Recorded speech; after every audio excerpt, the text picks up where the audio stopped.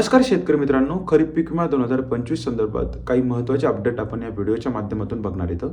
मित्रांनो, आपल्याला माहिती आहे शेतकरी अनेक दिवसापासून पीक विम्याच्या प्रतीक्षेत होते. यानंतर आपल्या राज्याचे कृषी मंत्री असतील दत्तामामा भरणे यांच्यामार्फत बैठक घेण्यात आली होती पीक विमा अधिकाऱ्यांसोबत.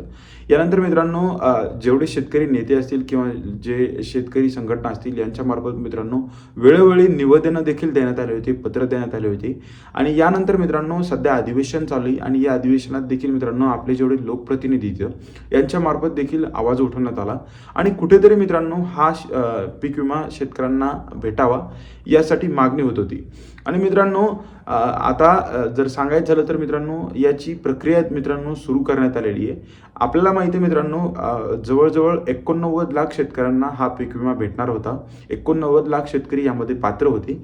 पण मित्रांनो कुठेतरी वाढ होऊन यामध्ये 94 लाख शेतकरी हे पात्र झालेले आहेत आणि मित्रांनो 2248 कोटी एवढा पीक विमा या शेतकऱ्यांना पहिल्या टप्प्यात वाटप होणार आहे. मित्रांनो जर प्रत्यक्षात सांगायचं झालं तर मित्रांनो याच आठवड्यापासून किंवा 16 तारखेपासून म्हणजे 16 मार्च 2026 पासून मित्रांनो हा पीक विमा वाटप व्हायला सुरुवात होणार आहे आणि पोर्टलवर म्हणजे पीक विमा कंपनीच्या पोर्टलवर देखील मित्रांनो हा पीक विमा दाखवायला सुरुवात होणार आहे. यामध्ये मित्रांनो सांगायचं झालं तर 253 तालुके हे बाधित होते, पूर्णतः बाधित.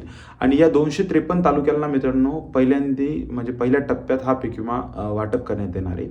यामध्ये मित्रांनो जर रक्कमेचं सांगायचं झालं तर मित्रांनो आपलं महसूल मंडळ जर बाधित असेल आणि त्या महसूल मंडळात मित्रांनो एका शेतकऱ्याला जर स्पेसिफिक रक्कम आली तर तीच रक्कम मित्रांनो सगळ्या शेतकऱ्यांना भेटणार आहे. कारण की पीक विम्याची पद्धत यावर्षी बदलण्यात आलेली आहे आणि कुठेतरी मित्रांनो जे बाधित महसूल मंडळ आहे त्यांना एकसारखी रक्कम भेटणार आहे.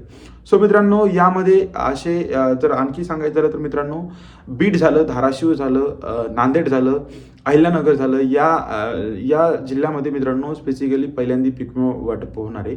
आणि मित्रांनो यामध्ये जे म्हणजे महसूल मंडळं पूर्णतः बाधित होते मित्रांनो त्या महसूल मंडळात मित्रांनो पहिल्या टप्प्यात हा पीक विमा वाटप सुरू होणार मित्रांनो.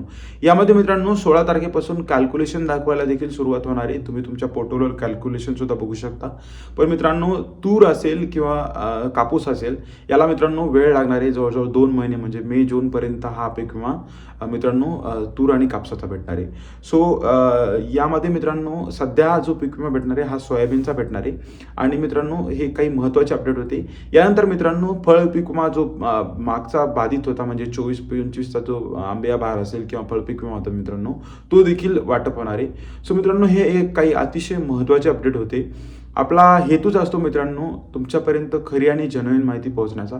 आपला जर व्हिडिओ तुम्हाला आवडला असेल तर कृपया चॅनलला सबस्क्राईब करा, या व्हिडिओला लाईक करा. धन्यवाद.